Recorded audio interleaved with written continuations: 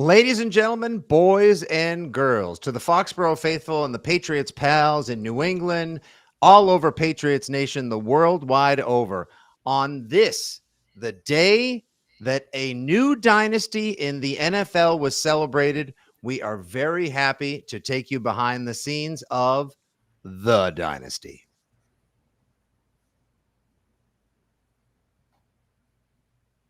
Whoops. Hey, guess who hit the wrong button?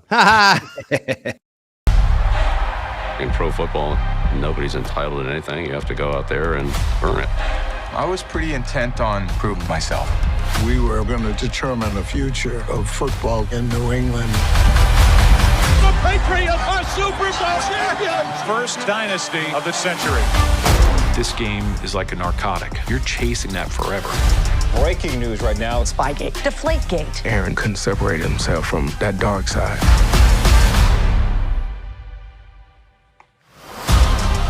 That team won enough to become the villain. We worked for Bill, but we played for Tom. Bill tore Brady's head completely off. There's things that are done that can't be undone. I was just trying to hold it together the best I could. This team will be scrutinized, celebrated for as long as the game of football is played. Ooh, yes, they were, and didn't we love every single second of it? Boys and girls, here we are on the latest edition of Six Rings and Football Things, brought to you by our friends at the FanDuel Sportsbook. FanDuel, make every moment more. We're a presentation, as always, of WEEI, Odyssey, and 2400 Sports. It's your old pals Nick Fitzy Stevens and Andy Jumbo Hart joining you today, but we have a very special guest who is here with us right now. He is one of the preeminent sports biographers in America these days, having written the definitive biographies of such goats as Tiger Woods in the book Tiger with Armin Kantayan, and LeBron, which was released last year as well in his hardcover. He worked with the New England Patriots for years on a book that many consider to be the definitive story of the behind-the-scenes workings of the greatest double dynastic run in modern American sports, and served as an executive producer on the forthcoming mini-series, which premieres this Friday, in case you haven't heard, on Apple TV Plus with the same name, The Dynasty. Ladies and gentlemen, it is a pleasure to welcome to the podcast today the one, the only, author Jeff Benedict himself, joining Six Rings and Football Things. Jeff, finally, we got this going on, my man. I'm so excited to have you. Welcome. I'm really glad to be here. Thank you both, and Andy, for having me on. And I got to tell you that even though I worked on this thing for the last almost 3 years, still seeing that trailer puts goosebumps on my arms. I'm excited for everyone else to be able to watch it. Yeah, the buzz is building great. I was reading some reviews earlier today. Obviously, I've had my hands on the book for a long time as well. You gave me some copies, which I shared with different fan clubs and some lucky fans, and we got a few more to give away as well. If you happen to have, as we're doing this live on WEEI's YouTube page, my socials, and more, if you happen to have a question, we can take it live and ask Jeff during today's live podcast as well. But Jeff, let's sort of just get into basically, I want to ask you, obviously, the question that's on everyone's mind first. Are you, in fact, dating Shakira? That's no. One word in. Oh, man, that's too bad. Okay. Well, I guess I'll just leave that up to Julian Edelman. But no, first thing I want to do, obviously, Dynasty tells the story, and there are many other great books out there about what happened behind the scenes with the New England Patriots, about Belichick, about Brady. So many, there are just so many angles, so many players, so many participants in this unbelievable run by the New England Patriots. But this is the book that many look to and consider as like the beacon of what happened. We learned so many different things here that we hadn't learned in a lot of other places. So I know you kind of wanted to also sort of speak to this as well, just to get it out of the way and let everybody know. Let's address to all the Patriots fans that are watching, listening on our podcast and beyond. People that believe that the Dynasty is a craft sports, the book itself, let alone the miniseries, that people that believe that the Dynasty is a craft sports and entertainment production that basically you were hired by Robert Kraft to tell his tale? I'd like to just sort of give you the floor to address that first and foremost. That would be news to my publisher, Simon & Schuster, who signed me to a contract 6 years ago to write the book. And it would certainly be news to Apple TV Plus and Imagine Documentaries, the two entities that I'm also in business with on the docuseries. So look, people say all kinds of things. It's interesting for me, but the bottom line with the book is that, and I've been pretty open about this, it was my idea. It's something that I thought about for years before I actually pursued it. But finally in 2018, right after the Patriots had lost to the Eagles in the Super Bowl, within a couple weeks of that loss, I wrote a letter to Robert Kraft, the owner of the team. I introduced myself. I made it clear that I was interested in writing a definitive history on the New England Patriots, and I wanted to really have the book address two fundamental questions. How was this dynasty built, and how was it sustained for so long? I was coming off having worked on Steve Young's biography for 5 years, which really exposed me to the San Francisco 49ers in a really deep and appreciative way.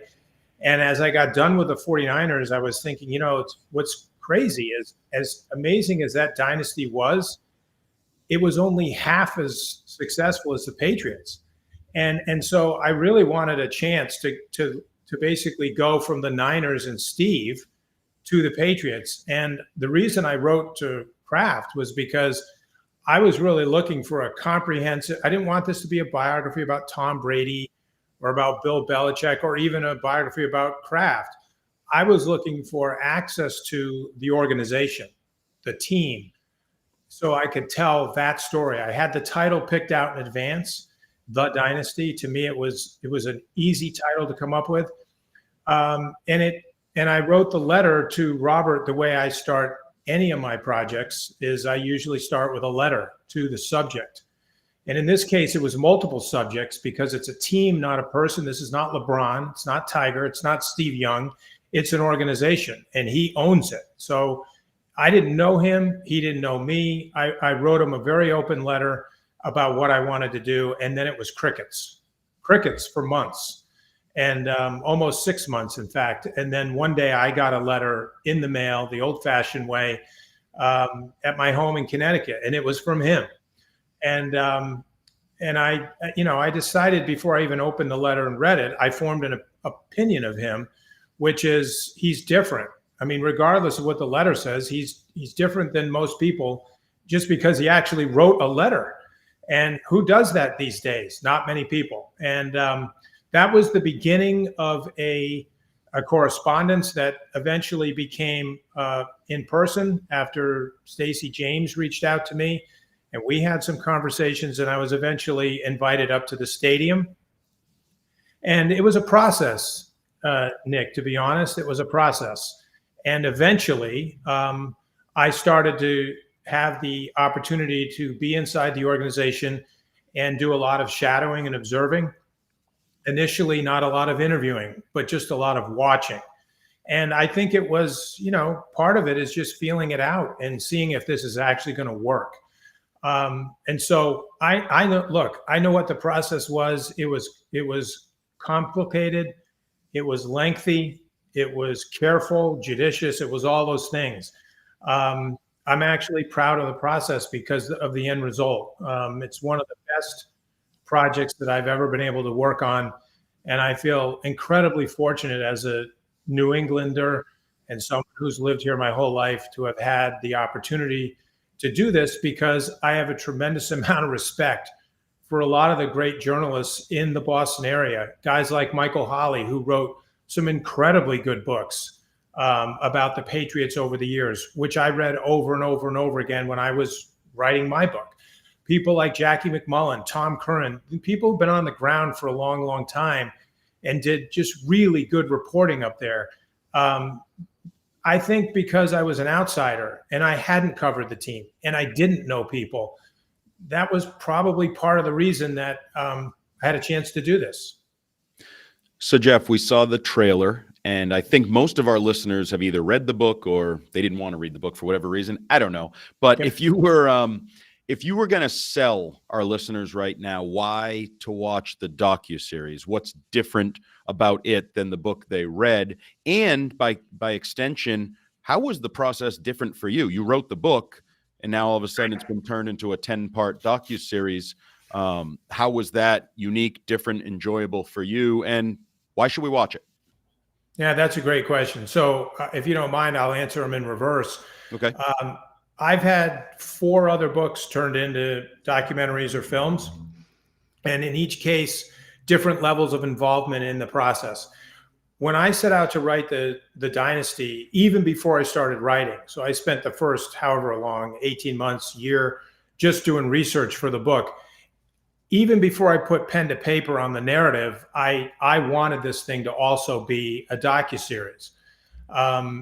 And so I was thinking about that as I set out to write it. And part of the reason I tried to write it in a real visual way is so that it is easier to see it as a film or a series. And in fact, the minute I finished writing the last scene of the book, which is, Brady driving over to Robert's house in March 2020 to tell him that he's leaving, I pivoted right from that to working on the docuseries, meaning the first part of that is spending a year setting up the project. There's a whole process to that, and it takes a lot of time. And I spent about a year doing that, getting the partners together, finding out who the streamer is going to be, who's the production company, lots of meetings, lots of conversations, lots of pitches. And then eventually I knew that I was really hoping that Matt Hamachek would direct, because I'd worked with Matt on the adaptation of my Tiger Woods book into an HBO doc. I sent Matt the book as soon as I finished writing it and asked him to read it. I was hoping he'd read it and get excited about the possibility of coming aboard as a director. And he did. He wanted to. And it's great because Matt's an incredible storyteller on film. And so we're now transitioning from print medium to television medium. It's very different. And the series is obviously based on the book. It's essentially the same story, but told differently because it's a more visual medium. And that's why we needed the 35,000 hours of archival video that the Patriots had, that they didn't even know what was on that video because they've been saving it and archiving it for 20 years. And we had to go through all that. That's a very different process than writing the book. When I wrote the book, I looked at probably less than 100 hours of archival video. Some of it was in the New England Patriots archive. Some of it was down in Mount Laurel, New Jersey at the NFL Films Archive.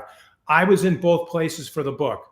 And I thought 100 hours was a lot because it felt like it as an author. That's a lot of video to look at. But for the documentary, think of 35,000 hours of video that no one had ever seen. And we had to go through it. That's too much for Matt or me, or we had 50 people at one time who had no job other than watching tape and logging what was on it to figure out what we could use in the series. The reason people would want to watch this, if you're a Patriots fan, is because it is loaded with footage of your favorite players that you've never seen, no one's ever seen. And I'm telling you, this stuff is so raw. You're in the locker room after some of the biggest wins and losses in the history of the Dynasty. The stuff from the 2007 season alone is going to give people just chills. That right after Spygate, when they go on the rampage and they are just killing everybody, the stuff that Belichick says to these guys after each win, it's all gold. I mean, and you got Randy Moss and you got Brady and you got all these guys, Brewski. I mean, when you're watching this stuff that you've never seen, you're going to feel like you're back in time and you're actually in the locker room like you're a fly on the wall. It's just, I mean, your jaw's going to drop because I'm telling you, that's what happened to me after spending 3 years on the book, to be able to go through this was just, it was incredible. So 3 years on the book, like almost another 3 years putting the TV show together. Obviously, Andy, who worked at Patriots.com for 20 years and now with me at EEI for a couple of years, and is very well versed in all the nuances, subtleties, nonsense, mayhem, behind the scenes madness, and obviously somebody like myself who just basked. I mean, my clock was set to Patriots. Everything that Brady, Gronk, Belichick, Moss, Welker, Brewski, Vrabel did for 2 decades is the way we lived. Free Brady was the roll tide of Pat's Nation. People wore Brady and Gronk jerseys to funerals, to weddings, to graduations. Like, our obsession with this team, and especially this 2-decade run, knows no boundaries. So I imagine people are just going to consume this wildly. And of course, you've already brought up one soul punch in Brady's departure, which I still refuse to acknowledge. Now you've brought up 2007 as well. And these things will be like joyous and cathartic again, I think, for Patriots fans. And I think the timing of this also is crazy, because I mentioned at the top of the pod, Jeff, that, today was the day the Chiefs had the parade for their 3rd Super Bowl in 5 years. They are the next dynasty. And now we're just awash in all of the nonstop, like, who's the new GOAT? No, Mahomes is greater than Brady. This dynasty has a chance to be better than the Patriots dynasty. So now that you and Matthew have been exhausted by almost like 100 interviews, I heard, like 35,000 hours of footage. It's gonna be wild, and I can't wait. And all that, like, some of the reviews have also said, like, get ready to see certain players in different lights. So before we even get into, things they said about Brady, reviewers are saying about Brady and Dolan, Belichick, who did you write about that you didn't really get a chance to experience personally? And then in putting this together, who did you walk away like impressed by, frustrated by, or Great like question. with a newfound respect? Great question. So I can give you a couple of names, and I know, everyone watching this will like these names. But first of all, I'll start with Randy Moss. So for the book, Randy was interesting. I sent Randy questions in advance. Keep in mind, at that time, he was still working for ESPN, doing the Monday Night Football stuff, in fact, with Steve Young. And that's how I got to Randy for the book. And I sent Randy questions in advance. And the way he answered them in typical Randy Moss fashion was he actually recorded them on the sideline of a Monday night game. I forget where they were. And then, like, the next morning, I got a digital file of Randy talking and answering the questions. It was fantastic and entertaining. And that's how I got my interview stuff from Randy for the book. For the series, picture this. Randy Moss walks into the studio, and we're supposed to do, I think we had a commitment from him to do something like 90 minutes of interview. I think Randy stayed for 5 hours. I don't know if Randy's ever talked to anybody for 5 hours, but I will just tell you that I came away from that interview going, holy cow, like, this guy could do anything in entertainment, anything. He could have his own stand-up show on Netflix. He could have his own television show on HBO. He could be the funniest guy in Hollywood if he decided to become an actor. He does, without doing a spoiler, he does a reenactment in the series of one of the most famous scenes in Hollywood lore. Everyone watching this has seen this particular scene because you've all seen this movie. And when Randy does it in the context of him in his first game as a Patriot, the one at the Meadowlands, again, the Jets game, the Spygate game, when he catches that first touchdown pass from Tom, when Randy recreates that scene on camera for this series, I am telling you that you are going to be rolling on the floor because it is so incredibly hilarious. And so I just came away with Randy just like this incredible appreciation for how talented this guy is. And I'm not talking about his athleticism. We all know about that. This is just about his on-screen presence. Then there's Teddy Bruschi, who I had an incredible experience interviewing him for the book. I went into things like his medical challenges when he was a Patriot and how sketchy that whole thing was and how impactful it was on his wife and his children. And that's really developed in the book. We didn't cover that in the series, But I have to say, in the series, when he and his wife came into the studio, Teddy came in multiple times. We did those interviews in Boston. I cried. I mean, literally, like when Teddy Bruschi, I mean, this guy, to me, he's like the spirit, the soul of the New England Patriots. I mean, I'm telling you that Patriots fans who already love Teddy Bruschi, you're going to be just like, my God, we were so lucky to have this guy wearing our uniform. There was a time in one of our interviews where he literally had to just walk off the set because he got so intensely emotional as he was reliving some of the tough moments of his time in New England. And I remember following him out into the area and just going, Teddy, like, I don't even know what to say other than just like, you know, if you want to stop, we'll just stop, you know, because you've given us so much. And to be sitting there next to his wife while that was going on, there were just so many moments like that with these guys that I just came away with a more enriched appreciation for who they are as men and women. And I say and women because there were plenty of players who brought their wives to the studio. Maura Bledsoe flew all the way out from, you know, the West Coast to be there when Drew did his interviews. In fact, she even did an interview. And, you know, they're people. You know, these are mothers, wives who lived this with their husbands in New England. And so how can you not be appreciative for what they gave? So we saw the trailer, and there was an interesting line in there from Michael Strahan, who said the Patriots turned into the villain. They won so much they were the villain.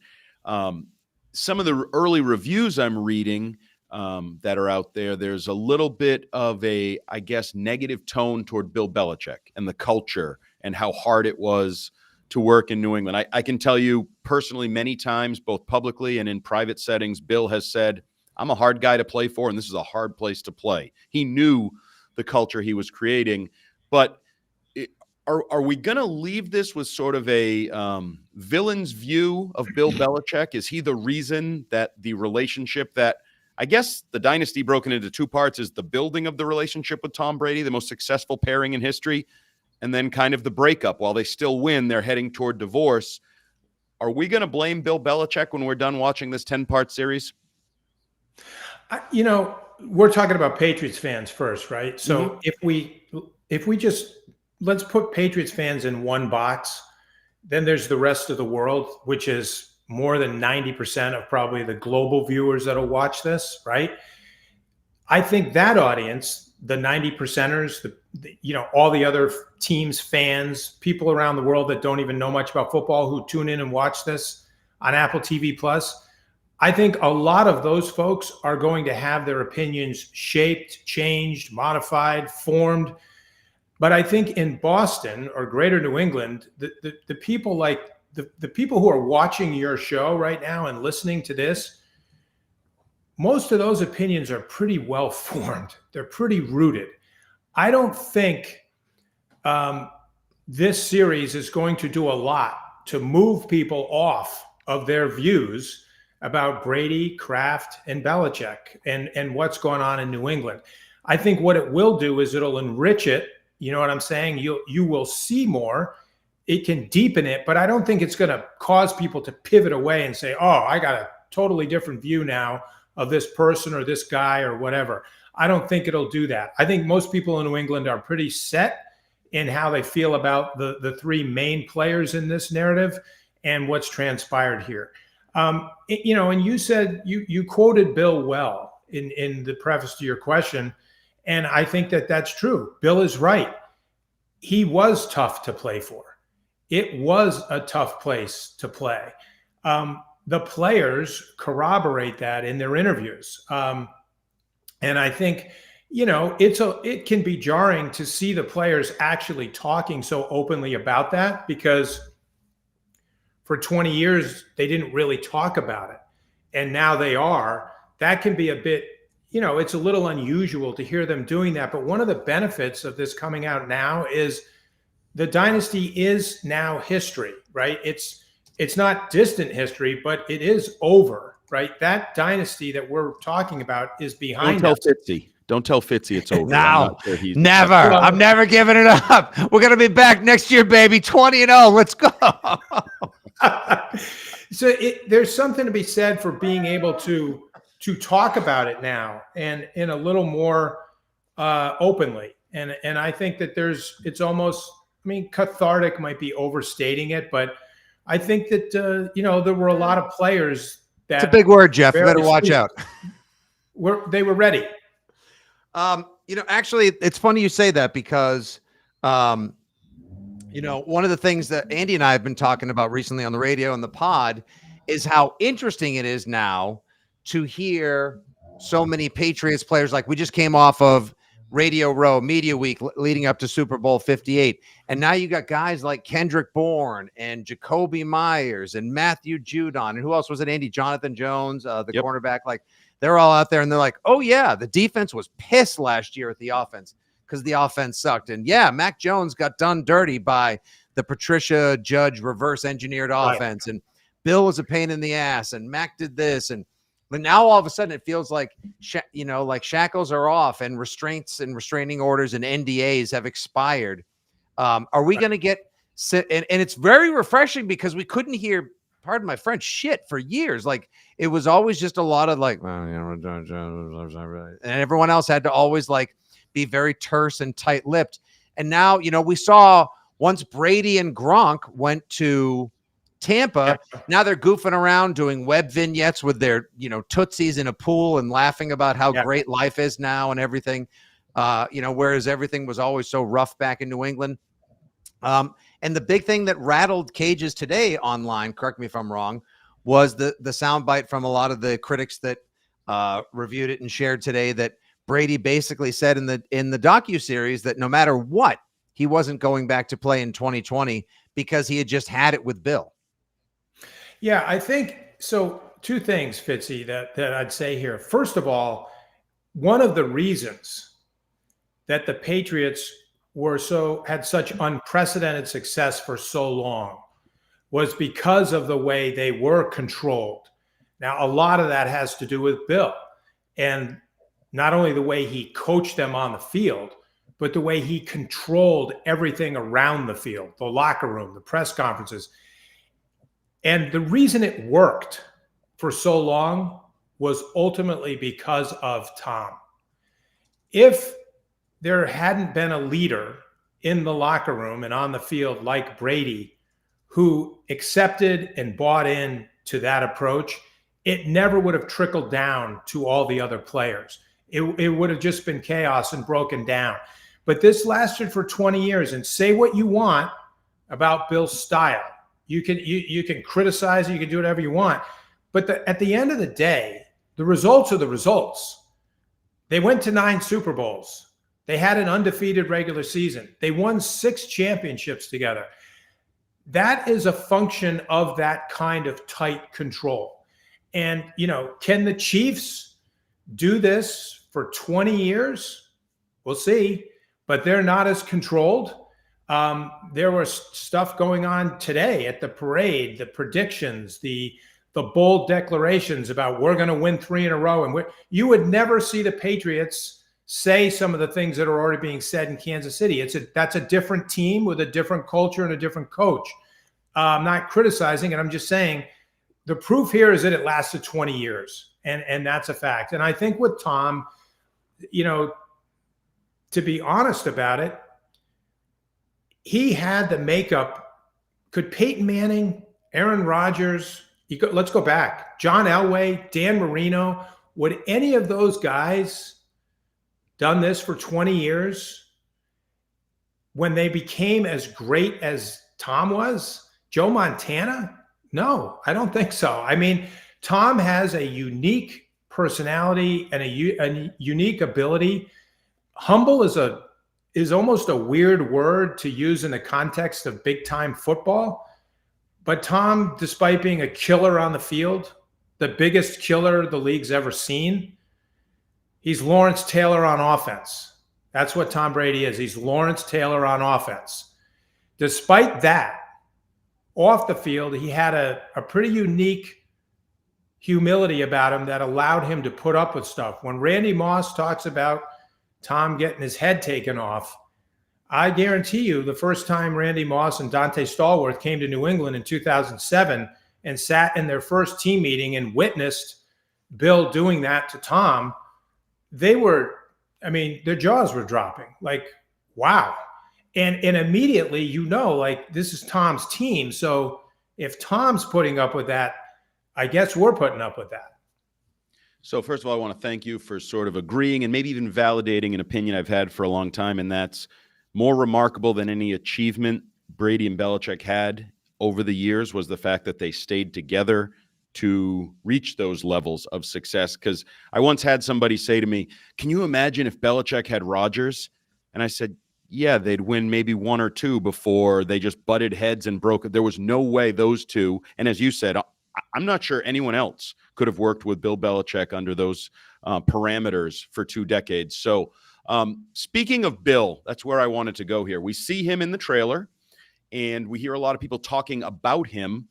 What are we going to hear from Bill Belichick over 10 episodes, and how was it to work with Bill, getting his verbal comments, getting him on camera in that sit down? Probably a lot of yeah.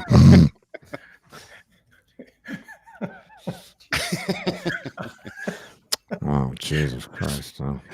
Did he MF you? Because he MF'd me once walking away from an interview. So. Wait, somebody said that even in the comments. They were like, hey, like that time when Bill said to Andy, you mother effer. You haven't lived until Bill Belichick has MF'd you. All right, then I've got a purpose besides seeing my kids graduate and get married. Thank you, Andy. I think that what's really different about writing a book and making a docuseries is in the book, for instance, purposely, I didn't even put photographs in that book. There's no pictures. It's all based on wanting the reader to imagine, right? It took a while to get through. Yeah, I know. It's well read, but it's exhausting, but it's worth it. Yeah, and in the documentary, it's a completely different medium. You're actually going to see Tom and Willie McGinnis and Rodney Harrison and Ty Law and Lawyer Malloy and every one of these guys. You're going to Gronkowski, Edelman walk into a room. You're going to see them sit down in a chair and then stare down the barrel of a camera and start taking questions. That alone is incredibly captivating television. It just is it almost doesn't matter what they say. And so the thing is with Bill is I think like everyone else who sat for the interviews, he comes off so authentically that anybody who's followed this team for 5 minutes is going to go, that's him. Like, we're really looking at him. This is not an act. He's not, it's very organic. It's legit. It's natural. It's like, this is not acting. This is really Bill, and it's Bill being Bill. It's Tom being Tom. And I think for Patriots fans who are really engrossed in this team, you're going to feel like you're in the room with Bill Belichick during that interview. And I don't want to give too much away about what he says, but I will just say that his interviews, from my opinion, were incredibly revealing. And we covered all of the things, and by that I mean topics, that I think Patriots fans would want to hear him asked, the questions that they want him to be asked. So we're going to find out why Malcolm Butler didn't play? I'd just say that is in one of the latter episodes. Bill is definitely asked that question. And so all those things are there.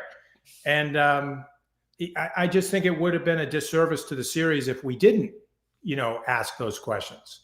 Yes. Great. I'm glad someone would, because any one of us that would ever try to do it probably would fear like having a trap door open underneath us and falling into a shark pit, or having Bill have lasers come out of his eyes and just like melt us on the spot, because he has that intimidation factor. I don't know what it is, just has that intimidation factor. And I'm curious to see if we're going to get some combination like Andy and I have talked about. And I think Pats fans loved seeing him on the NFL 100 years ago because he was so great. He was so compelling. And, he can be when he gets going on this punter or this formation from the Naval Academy or this special team or whatever. So I'm curious to see if we get like hard ass post-game Belichick mixed with NFL 100 Belichick and all of that as well. Let me just tell you, Nick, so the interview with Bill was conducted as were most, not all, but most of the interviews were conducted by Matt Hamachek, the director. Mm-hmm. Matt has a great way, a great conversational way of doing interviews. I thought that he did an incredible job with interviewing Bill. He was professional. He was conversational. The interview is intimate. And I think that it's one of the reasons I think Matt was a perfect choice for the docuseries. I think Patriots fans will appreciate his style as an interviewer. It's different probably than what Patriots fans are used to in press conferences, but very effective. Couple questions and comments from people that are watching on Facebook and YouTube live right now here on the Six Rings and Football Things podcast with Dynasty author and TV series producer Jeff Benedict. From YouTube, Dan B 2387. Let's face it, there was at least some truth to what Lane Johnson said a few years ago about being a Patriots player under Belichick. Remember that famous comment being, they don't have any fun up there. I imagine, Jeff, we'll probably see a lot of people either address that cultural aspect of playing for the Patriots and then bring up that winning was always fun for them. But Mike Onofrio, watching live right now on Facebook, asks, is there anything that was not addressed, or were all topics on the table for discussion with all players or members of the dynasty? So all topics were on the table, especially all the hot button topics, which would probably fall into the bucket of Spygate, Deflategate, Aaron Hernandez, Malcolm Butler, Donald Trump and his letter that he asked Bill to write and read. That's all of this stuff was on the table. The relationships between players, the coaching staff, all of that was there.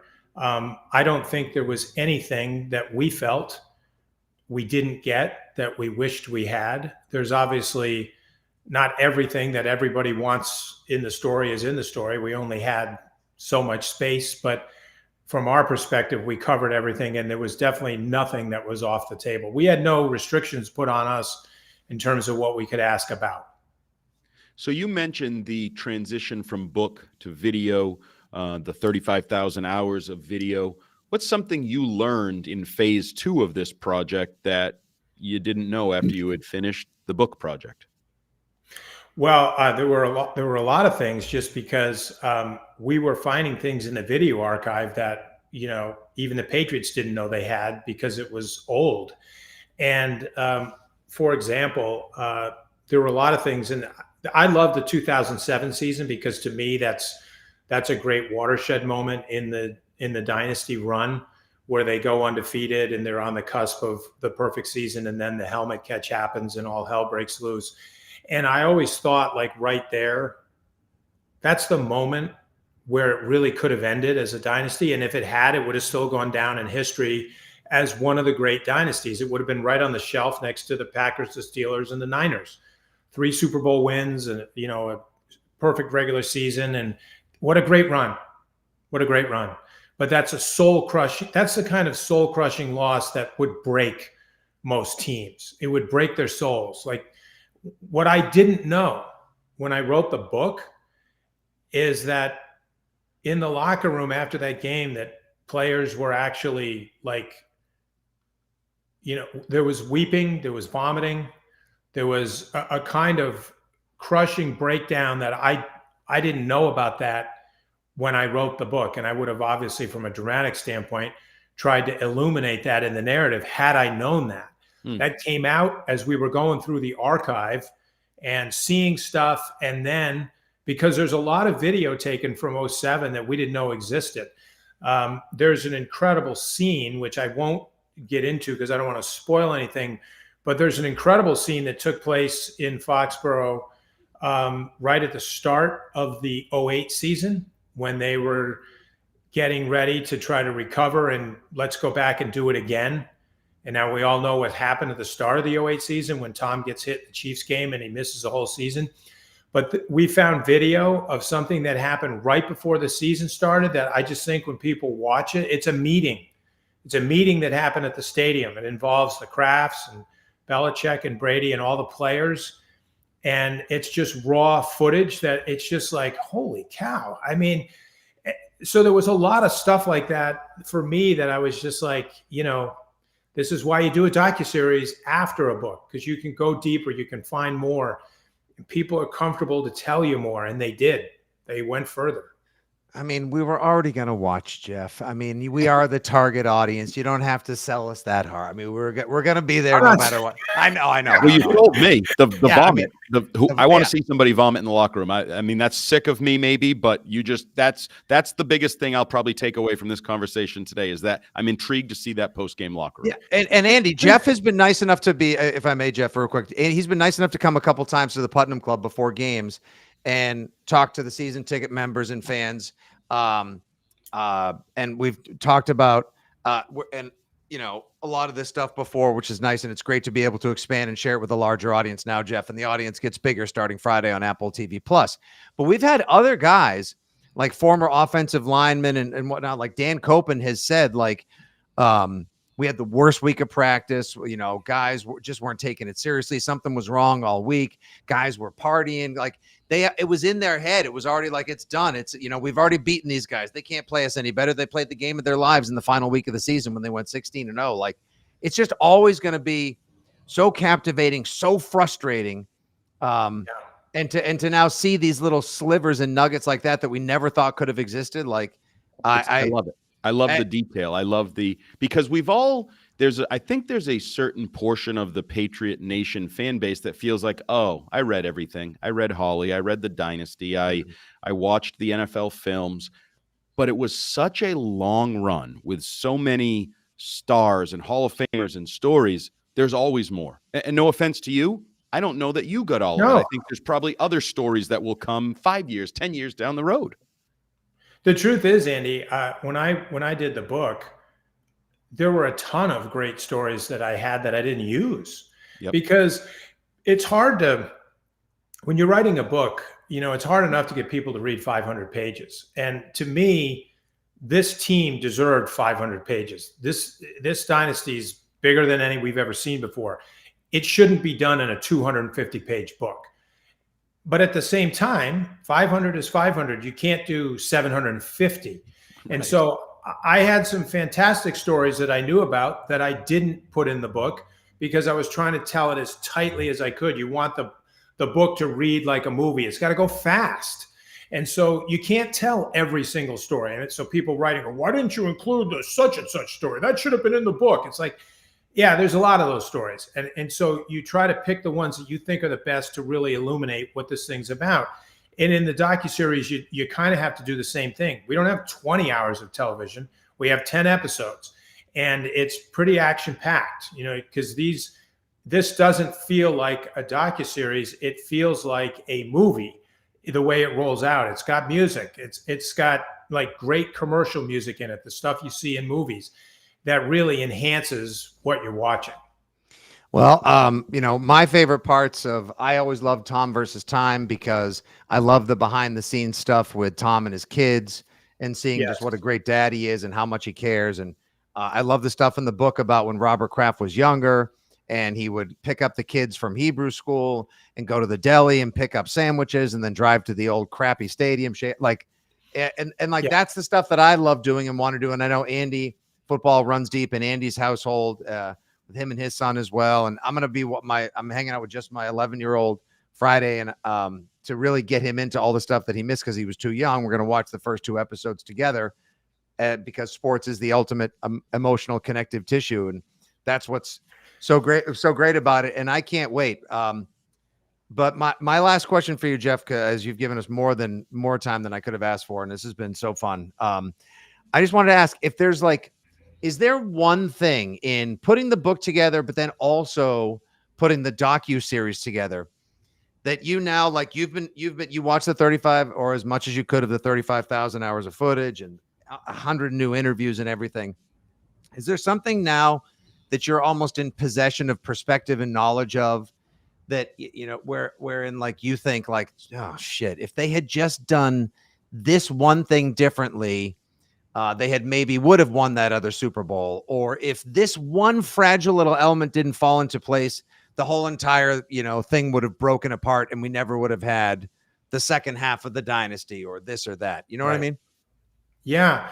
Can I just say one thing real quick?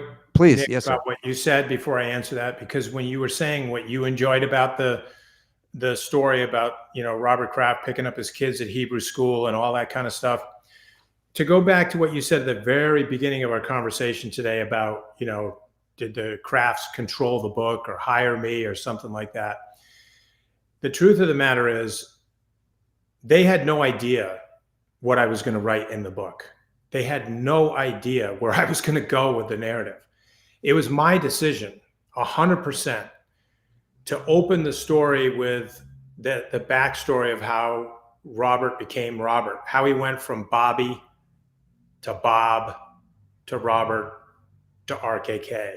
The reason I did that was because as a storyteller, I felt like there's so much we know about Tom and Bill and so little we know about Mr. Kraft. And I thought that those stories that I learned about him, that most of which had never been told. I'm not talking about the story about him meeting Tom on the steps and Tom saying, "I'm the best decision your organization's ever made." I'm not talking about that. I'm talking about the stuff like the Hebrew school and coming home with the first season tickets and showing Jonathan and opening his briefcase and the tickets roll out in the 70s. Those stories to me are bedrock foundation for how this team became what they are. And so I chose to tell those stories. If you don't like it, hey, that's on me, but that had nothing to do with anybody else. That was me as a storyteller. And I just wanted to put that out there because I like those kind of stories. I'm a dad. I have kids.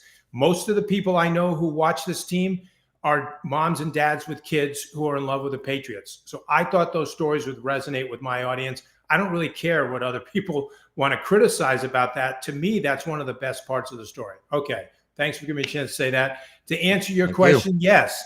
The fact is that I think that there were so many places from 2007 on where this thing should have busted apart.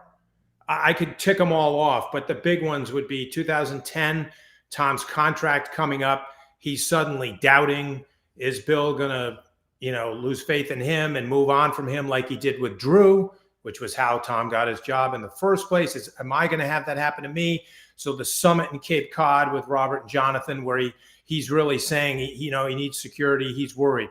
The draft in 2014, where they bring in Jimmy Garoppolo. There's all these points in time where there would have been natural breaking points in the dynasty. So I think it's remarkable that it just kept holding on. And I think that a lot of that had to do with the relationship that Kraft had with Bill and the relationship Kraft had with Brady, which were very different. But by keeping those both working, they were on separate tracks.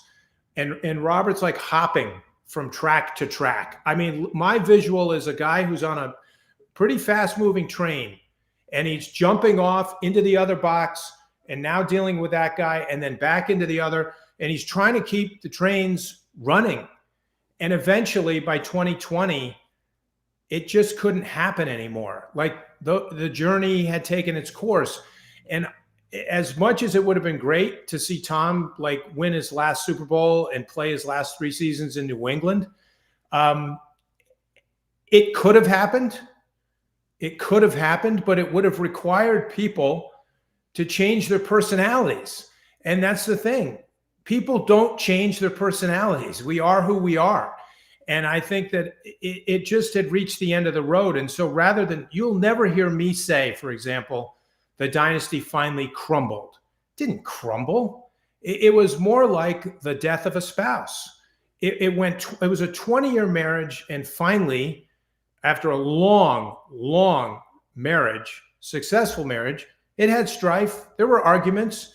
There were getting pissed off moments. There were all the things that happen in a great marriage. And eventually, like when a spouse dies, the marriage finally ends and the survivor has to carry on. And that's really what happened here, is it ran its course. And I would never second guess what Tom did in leaving. It wasn't selfish. It was just time. I mean, I think he makes that clear in the series, and pretty emotional when he talks about it. But I think that scene in Robert's house, to me, is I get pretty emotional when I just think about it, because I know how much emotion. One of my favorite things to write was the scene of Jonathan Kraft on the phone in Colorado when Tom and Robert call him from Robert's house that night, and Tom's all choked up and he's trying to tell Jonathan that he's leaving, and Jonathan doesn't say anything. He just has to take his glasses off and rub his eyes. I mean, that's all you need to know. Like, you don't need any words right there. You can see what the hell's going on. And I think, to me, that's really the heart of kind of what this story is about. Okay, I'm with you. Jeff, I have to ask you, because everybody's done Belichick versus Brady. You know, we've done that on talk radio and websites for years, but I think you, with the Dynasty book and now the Dynasty docuseries, bring a breadth and depth of kind of investigation into the Dynasty that really loops in Robert in a way that I'm not sure happened. So, power rankings are big in the NFL business, right? Everybody gives their opinion who the best quarterback is. Okay. So Jeff Benedict, after 35,000 hours of video and interviews and years, give me the power ranking on the Patriots Dynasty triumvirate: Brady, Belichick, and Kraft, in order, if you would. Sure. And I get the temptation for it. Power. No, I do. I get the temptation for it. I mean, look, Bill and Tom each had jobs that were easy to scrutinize and easy to understand because they happen in plain view. Right. We watch them in a bowl on Sundays. The whole world sees how they do their job. You see every bit of it. Once Tom puts on his helmet and Bill puts on his headset for 3 hours, we can judge how they do their job. And they did it pretty damn good for 20 years, better than it had ever been done before. What you can't see is how the owner does his job. That's the invisible part of the job. Now, there are exceptions to that rule. In Dallas, you see a little bit more of how the owner does his job because he's out in front. And they haven't won a Super Bowl in God knows how long. They haven't even been close to getting to one. In this town, the owner has a very sort of behind the curtain role. And the only way that this dynasty would work for 20 years is if the owner was willing to be behind the curtain. In other words, you can't have three people on the same stage trying to take in one set of light. It's hard enough to have two people in the light. Stars don't share light real well. They just don't. And so I made that comparison between Tom and Bill and Paul and John for a reason. If the Beatles could only last like 8 years, and they were the greatest band to ever live, it's shocking that Bill and Tom could be married for 20 years. And the key to that is the role of the owner. That's the other reason that I opened the book with the owner and put some more onus on him, because I was trying to get people to get a more 3D look, three-dimensional look at the dynasty. It's not to say that Robert's more important than Bill or Tom's more important than Robert. It's not about that. It's about understanding that all three of these guys had super important roles. And if you remove one of them from the equation, it's all over, all of it. And so if you took Robert out of the equation and you just put Bill and Tom together, first of all, they would have never won 6 Super Bowls because they would have never lasted together for anywhere nearly as long as they did. So how do you put a ranking on that? You know what I'm saying? Like, you can't really put one above the other. It's really important to list the three of them. There just should be a Mount Rushmore with 3 heads. That's it. There are no other heads. It's just them. The greatest owner, and I'm judging greatness, by the way, with one word: success. So the most successful owner in the history of football, the most successful coach in the history of football, and the most successful player in the history of football. That's the end of the conversation. There isn't anyone else in that conversation, at least not right now. And we have 100 years of football history to put that up against. That's Mount Rushmore. So until that changes, there shouldn't be any more heads on the mountain. Yeah, and there have been people, even Jeff, that have suggested that when now Bill Belichick has obviously moved on, that, you know, who's getting the statue and where's it going to go and how will they pay tribute? Some have even suggested that the statue out front of the stadium should just be the three of them. It should just all go up at once, and it should be as all the, whatever, however you say, they make up the 100% of the greatness and the accomplishment that was the dynasty, that all three should get statues together, because only in such incredible cooperation were they able to accomplish what they did. All right, let's put a bow in this puppy and wrap it up. Jeff, I can't thank you enough for the time, for sending me the books. If anyone hasn't actually had a chance to read the book yet, I highly recommend it. There's an ebook that's available right now. As a matter of fact, it's also available in paperback. You can get it wherever you get your good books and stuff. I got a couple copies left, so if anyone wants to slide into those DMs at Fitzy GFY on the socials, Instagram or Twitter, tell me why you need to read it or how come you never got a chance to.